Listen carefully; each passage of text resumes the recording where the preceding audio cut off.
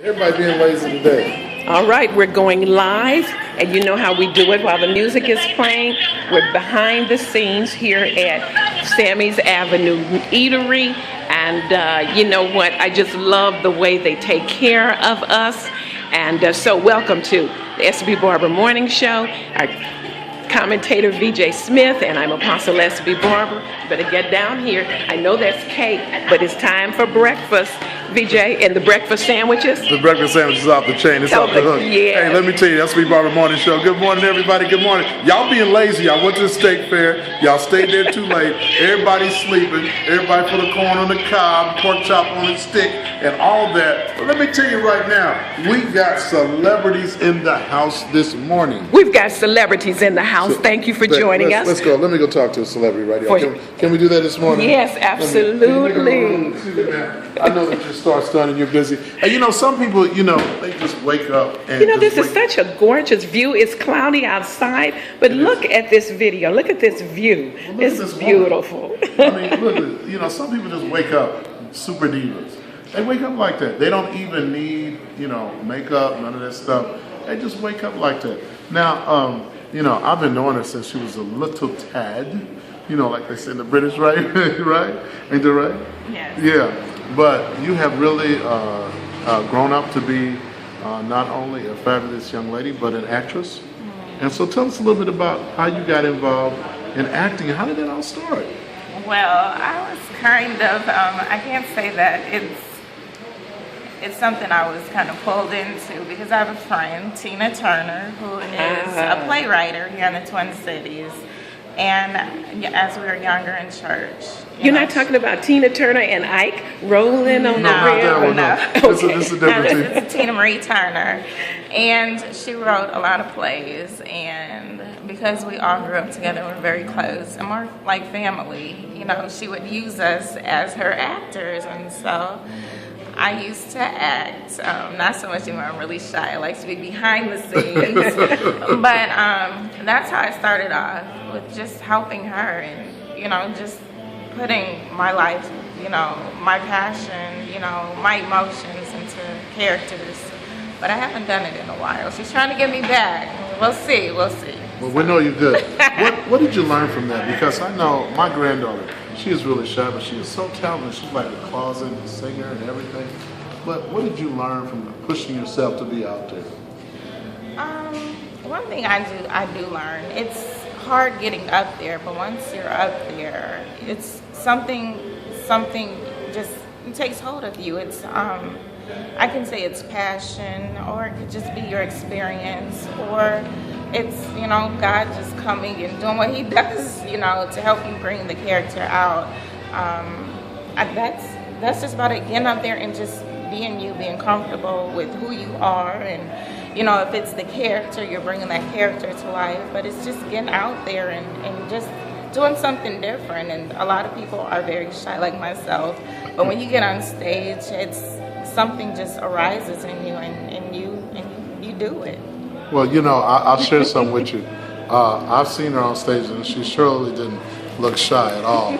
And she was really playing that role. And I think, that's some of the talent that Prince had. He was shy in public, but when he came out there, he was really motivated and really did a great show. And so we're going to try to get you back out there. What do you do other than that? What do you do? Well, I wear a lot of hats. I've been employed with AT&T in accounts receivables. I've been doing that for 17 years. I also am a real estate agent with Keller Williams Realty.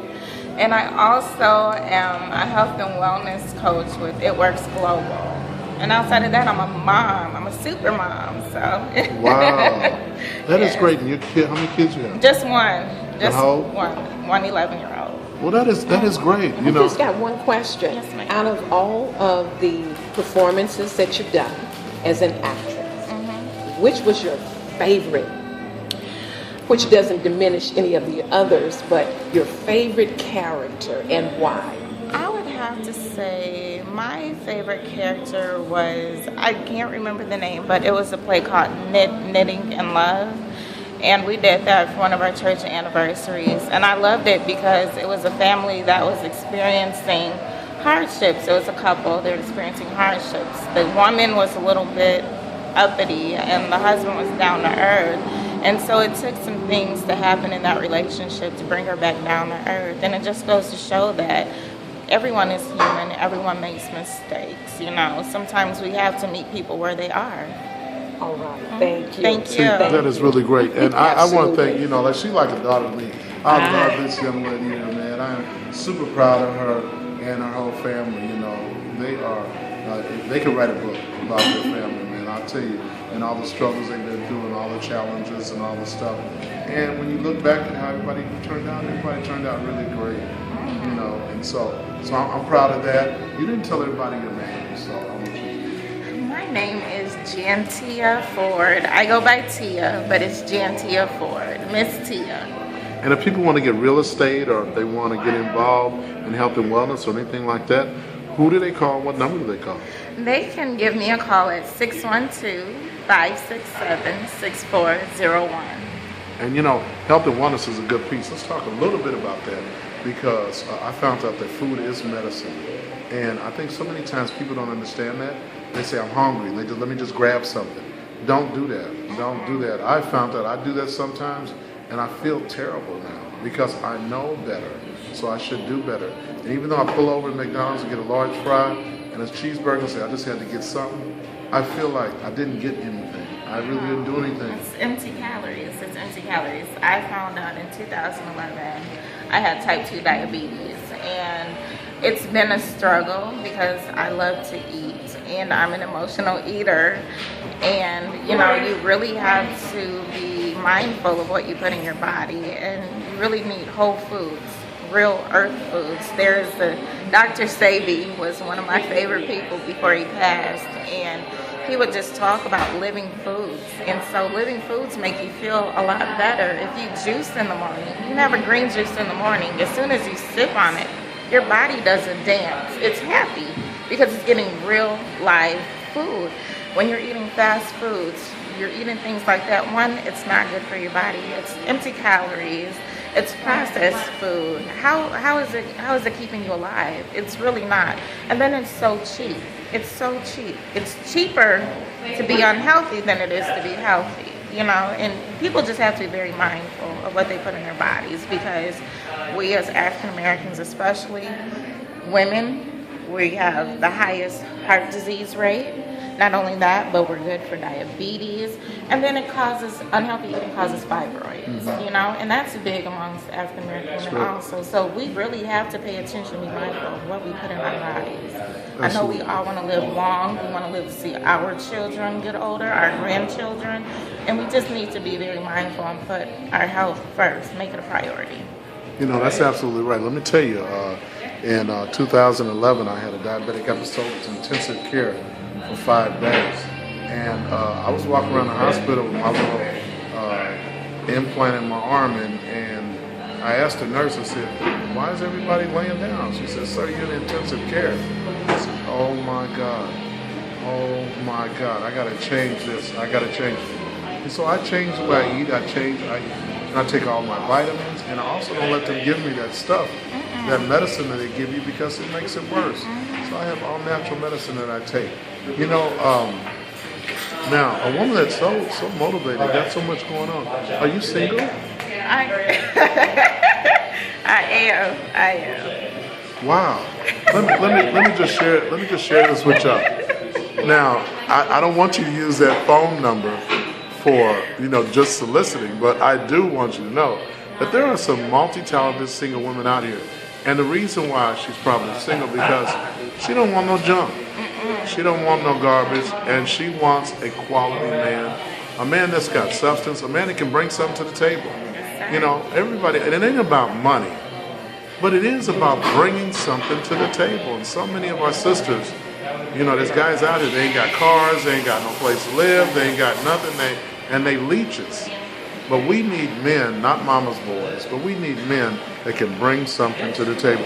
You can bring something to the table, and you can, I mean, you know, she's taking applications is all I can say, okay? She's taking applications, she's a queen, she got it going on. So if you're a brother with some substance, bring it on. All right. Hey, thank you so much. Thank honey. you all. Love Y'all have a you. good one. I appreciate it. Okay, we're going right over here. How you doing, man? Welcome to the SB Barber Morning Show. We're so glad you could be here this morning. You know, the SB Barber Morning Show has been going on for a while, but you're live right here at Sammy's Avenue Eatery. We're going all over the world. People will be able to see you all over the world. Even in Egypt, Spain, wherever they tune in on, they will see you. And they will ask, well, where you get them headphones from? And what you listening to on them headphones? I got my headphones from Target about 2 years ago. Okay. And I'm listening to Bryson Tiller. Oh, cool, cool. Well, that's great. Tell us a little bit about yourself. Give us your name and tell us what you do. My name is Trinetta Jones. I'm a mother of 4. They go to Shiloh, and the other 2 goes to Vermont. Shiloh Daycare. Yeah. Okay. I just came over here to get something to eat because I just dropped them off and I was hungry. But I work at a park health and rehab place. It's like a old folks home / rehab center in St. Louis Park. And I like to read books on my spare time. Wow. So you work in a rehab center. Yeah. And you help people that are rehabbing. Is this elderly or all Yeah. ages? Well, the living is the elderly, but there's like some people who's like my age or in their like mid to late 30s that's there in rehab. So Okay. Now, how did you get into that kind of work? I seen it on Indeed. I was looking for a job and I seen it on Indeed and they shot me a text, well not a text, email, and asked if I could fill out the application, well the initial application and come in for an interview and I got hired on the spot. Wow. Now, Indeed, let's talk about that because I don't know what Indeed is. I'm an old man. I'm 61. There wasn't no Indeed. You had to go to a company, fill the application out. Indeed is a website that you just go on and you can look up jobs. They have like all different types of jobs you can look for and you can find. And some of them you can actually fill out from your phone if you have a resume that how you could upload a resume or you could just build one from off Indeed. And there's jobs that like email you and stuff like that. So it's a really good app if you're looking for a job. Did you know about that, SB Barber? I did not, You and didn't I know was about just that? getting ready to say, what an awesome resource. Yeah. What an awesome resource. That's what being here at Sammy's Avenue Eatery is all about.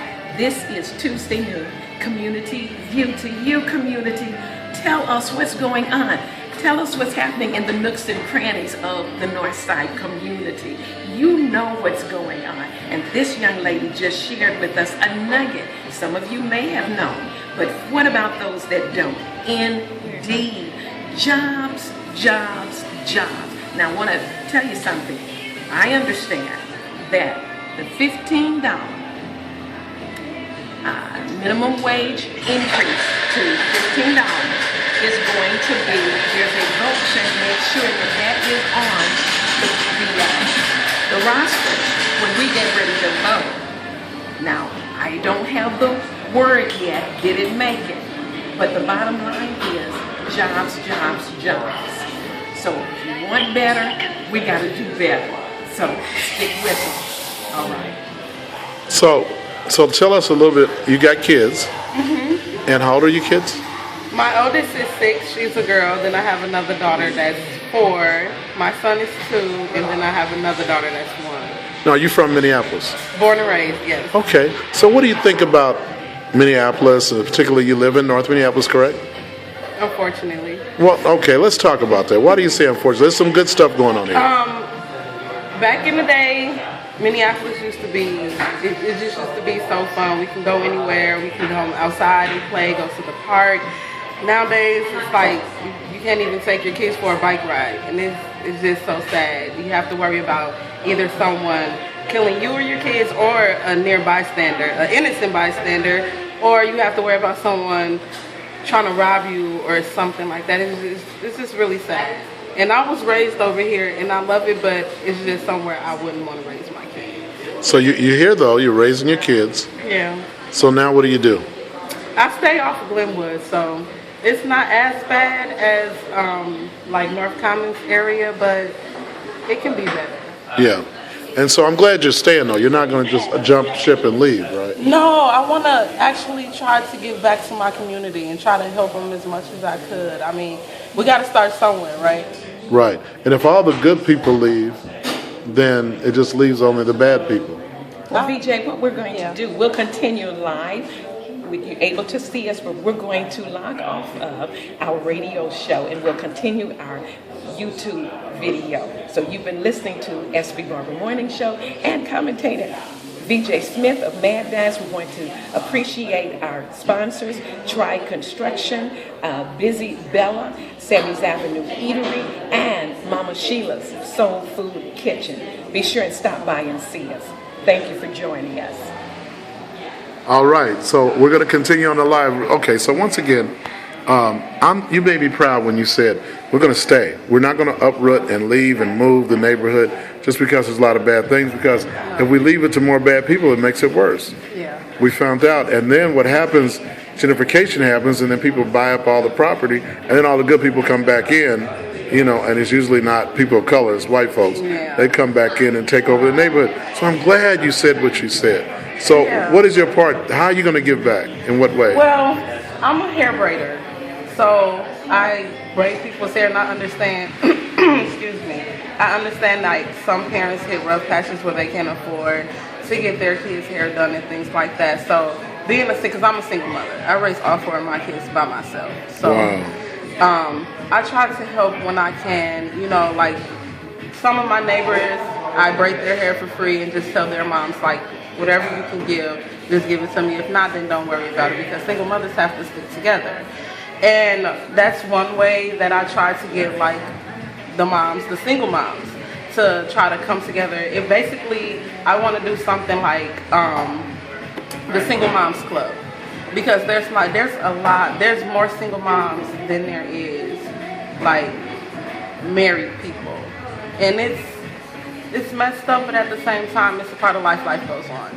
So I have a couple of friends, and then I have friends on Facebook too. Then I want all of us to, take at least one day out of the month to come together and, like figure out how we can better ourselves, our children, and our community, and just, like take turns babysitting each other kids, just so moms can have a break and things like that. But it's really hard. It's really, really hard. Because you have some friends that's willing to accept change and make change, and then you have the other ones who are just stuck in this bad era where they just like, I'm grown, I do as I want, come and go as I please, which you can, but to better the community, you first have to better yourself. Well, and some people aren't really brought up the proper way. And what we found out is that, parenting is crucial. And you do need a man. Because you have to admit yourself, you need a man for your kids. Like, you need some kind of man to come in and show the man's part, because that's because it took a man to create a kid. That's kind of why it takes a man to create it, because that man part has to be there to say no, and give you a break. Like, you ain't got to be the authoritator all the time. If there's a man that said, when your daddy get home, boy, you're gonna be in trouble. They might act right, like, no, I don't want daddy get home. But you have to fill all those shoes, and it must be hard for you to fill all those shoes. It is hard, and you would think that it would be better saying that I have all 4 kids by one person, but it doesn't. I mean, I would like it to be, because I never knew who my dad was. So I've always wanted my kids to, just know their dad. And some of the dads nowadays just think like, oh, if I drop money off, money's not everything. It'll get the bills paid and food on the table and clothes on their back, but it's the time spent that the kids will remember. Right. You just come and throw a ball or jump rope or, just spend time with them. They'll really appreciate it, but I take what I can get and just keep it pushing. I only have one boy, thank God. I can't teach him how to be a man, but I can teach him how to treat a woman. So we're making the best of it. So we want to thank you so much. You're really absolutely marvelous. As a single mother, she's working hard with her 4 kids, and this brother is missing out on a wonderful thing. Not only is he missing out on a wonderful woman, but he's missing out on wonderful kids. So your knight in shining armor will come soon, and you're just like my sister. Good things come to those who wait. Right, you're just like my sister. You didn't want no junk. Yeah. So another sister taking applications, interviewing, and you must make the interview process. In other words, no JOB, you don't need to see me. Thanks a lot. Thank you. All right. You know what? Come on. Okay. Are we gonna cut this off here? No. Okay. And you know what? Let me do this. You see this outfit? This is so comfortable, absolutely comfortable. My jeans, my top, and you know what? There are those times when we as queens, we like to look good all the time, but we like to be comfortable. I'm not too tight, I'm just right. That was good. Well, that's a rhyme. Anyway, you're watching the SB Barber Morning Show and VJ Smith right here with me, but this is provided, my wardrobe is provided by Busy Bella on Hennepin Avenue. Busy Bella. Busy Bella. Busy Bella. You'll get a What does chance that to mean? meet her. What's Busy Bella? Is that just her name? That's her name. That's Wow, her name. wow. Absolutely. And also we want to say thank you to our sponsors, Tribe Construction, Mad Dad's, and Mama Sheila's Soul Food Kitchen, along with, who am I? I said Busy Bella. Yeah, you said Busy Bella, and you're looking real busy too. Absolutely. Whoa, you know, you're a fashion queen. How you doing, brother? All right. How are you? Great. How we doing? That looks great. Yeah. Okay. I want to introduce you to some folks. Okay, let's go to meet them. How y'all doing? Hey everybody. How you doing? Welcome to the SB. This is the SB Barber Morning Show, and this is SB Barber, and this is our morning show, and we want to just thank you guys.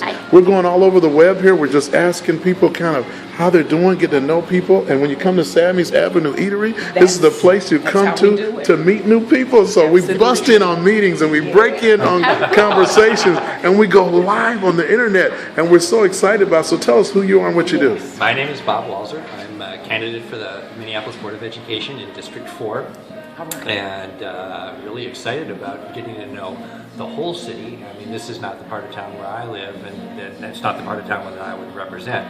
Now, But District 4 is where? it's downtown, kind of across through the lakes area to the edge of the city. So the bottom edge is Lake Street, and the top is Glenwood Avenue. Excellent. And there's the Whittier neighborhood and downtown Loring Park and the area around some of the lakes. But I've been up in this area a lot with Carrie Jo Felder, who's running from this area, who is just a fireball full of energy, and she and I are having loads of fun working Now, together is on the this campaign. your first run? Oh yeah. Okay. All right. I'm a musician and an educator, and this is a whole new world for me. Wow. What made you do Yes. this? I'm sorry? What made you do it? Well, I'm passionate about education and have been for a long time. My wife's a teacher, and my kids have come up through the Minneapolis public school system. And it's just time for me to chip in and do my part for my community. Real strong believer in community.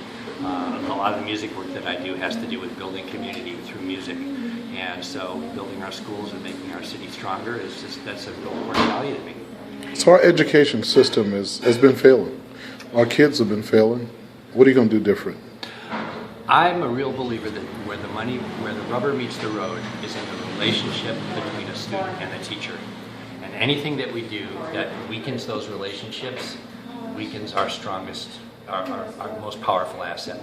So the most important thing that we can do is increase the number of, the ability of teachers to meet the needs of their individual students, less standardized, more personalized, right? And to increase the number of caring adults in the lives of our kids. Research has shown that the thing that makes the biggest difference in the life of any kid, but particularly those with high needs, is a relationship with a caring adult. And that's what we need to strengthen those relationships and empower the people who are doing the frontline work to do their very best work. All right. There's a couple of points I want to hear your perspective on. Great. And community, I want you to pay attention, all right, and listen, because this is a candidate vying for school board seat in District 4. Correct. All right. Here's my concern. I did a series of shows, 4 of them, and I pulled in educators, RNs, professionals, and parents to talk about, because I was so burdened by some of the things that I was hearing from parents. That concern is educating the system about how to educate our special needs children. We have parents that are frustrated because they see 2 sides of this. They see a thriving, beautiful child that has some challenges. However, They know that that child is capable of being in the flow, etc. And so they're saying that there's some things that their children are being denied. Is there conversation on the table about the education of our special needs children and their voices? Their voices are important. Absolutely. And again, it comes down to the relationship piece, because it's what individuals need. Kids can do all kinds of amazing things in there, and that's made easier for them when they get the right support. So again, it's not treating a person as a number or but it's treating the child as an individual, getting to know them and their specific needs, and giving them the specific supports that they need to thrive. And so that's exactly the kind of thing that I'm talking about. And then we talked this morning with one of our guests here at Sammy's Avenue Eatery, a young actress, and come to find out she's into health and wellness. She made reference to the fact that we must feed our body better, live food, etc. So what's on the table? I know that some of the schools have done that, but they're more in the suburbs. Well, actually, Minneapolis Public Schools is doing some great work in that regard. The Farm to Table program that they started. Farms and Table program. Farm to Table. Parents may not even know about that. Yeah, and it's not in all the schools yet, right. but the program is increasing, and it's an excellent program. And I'm really concerned with a lot of those issues too. I'm really interested in sustainable agriculture and farming, and making sure we get really good food. All right, So that's a great program. You're talking to the community. Yeah, Go for your absolutely. 30-second elevator. What do you want them to know? Well, I want them to know that Minneapolis Public Schools is working really hard on that issue right now, and is making great progress in providing really great food. And especially lots of fresh and raw foods, salad bars and things like that. So it's not in every school, but it's coming, and it's a great program. So that's the strength. Thank you. Hey, yeah, you know what? Guess who we got in the house? We've got a former police officer, Minneapolis police officer in here. She knows so much about the community. She has been a leader in I've this been community. waiting. I don't know who she is, Well, but she's I've been right here. Her waiting. name is Gwen. She's right And here. a female? Wait a minute. Wait, high five. High five. Yeah, High all five. right. Yeah. Oh, my goodness. Gwen has been around for a long time. Gwen knows some stuff, and one thing I love about Gwen, right now she's working with Metro Transit and the youth.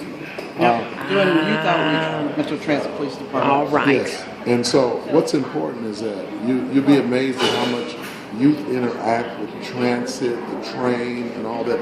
There's a lot that goes on with that. When you talk about a young person that's homeless, sometimes the only way to sleep is to get on the train. And feel safe.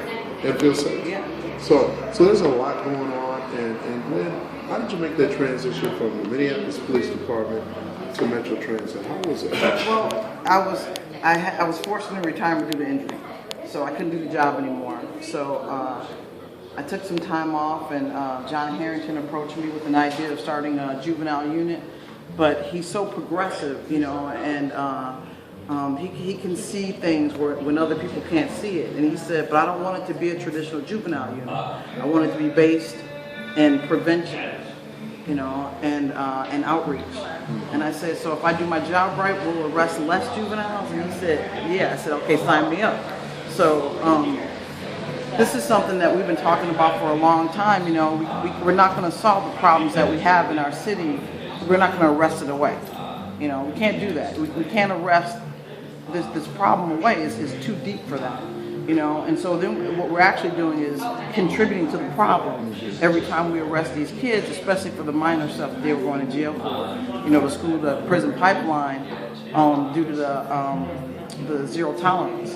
So Harrington, you know, he's looking 2-3 steps past that. You know, and so even when we do have to arrest juveniles on transit, we're already talking to them prior to taking them to jail about what's going to happen when you get out. You know what I mean? And so that part of the transition was very easy because that's what I love to do. I don't like just putting kids in jail, or adults for that matter. I like to try to solve problems. And so the only way to do that is to communicate. And so even when we are talking to them about a crime that they committed, when that's over and done with, we're like, okay, what are you going to do differently when you get out? You know? And so, and then that way we can help them, you know, because there's something missing, right? You know, when we talk to the kids or we talk to adults who you know, when they were kids, they were doing this stuff, you know, and then they say, you know, if I would have had this when I was growing up, you know, things could have been different. You know, if I'd have had one person who would have told me, don't do that, and hung out with me and took me to play basketball, I wouldn't have gotten that mess. And so that's what we're trying to do at Metro Transit. We are starting a Metro Transit Police Activities League, and we're looking to engage kids in any way we can. You know, we're not saying, hey, come play basketball. We're saying, what do you want to do? Because not every kid plays basketball. You know, maybe we have a lot of kids today who are in the spoken word. So we want to give them a venue to do spoken word, you know. And we're partnering with Minneapolis Public Schools and Minneapolis Parks. And we want to open parks. You know, one of the problems on the north side is all the parks are closed when the kids are out. You know, they're open during school time, and then they close at 4 or 5 o'clock. And another piece is the North Common swimming pool, which was packed last year. Mad Dad's did security. They raised the price to $7. Yep. Kids couldn't go to the pool. So instead of being in the pool, you know what else they were doing? Negative stuff. Right. When they could have been in the pool for $2, been in the pool all day. And even though there was some problems, but at least they were doing something fun. They were doing something, yeah. And so what good is a pool if it's going to be empty? I absolutely agree with that. May I ask, I want you to look at this live audience, and I want you to hit on 2 points and possibly 3. Number 1, what can parents, guardians, foster care guardians, aunts, uncles, cousins who are older, what can they do to also support what you're saying? Engage with their children. Speak to them right now. Well, the first thing you have to do is engage your kids. You know, it's really important. You can't wait till they're teenagers to engage them because child adolescence doesn't allow that. You know, when they turn teenagers, they're naturally going to have an aversion to you. So you have to start that dialogue when they're young. You know, they have to feel comfortable coming to you with things that are going on with their friends, because they're never going to tell you about what's going on with them. You know, and that's sort of a way to say, hey mom, hey grandma, hey auntie, I'm hanging out with this guy and he's pressuring me to do drugs. You know, but they can't say that. So you really have to be listening. And as soon as you hear those sort of flags, you know, you need to take action. The other point is, what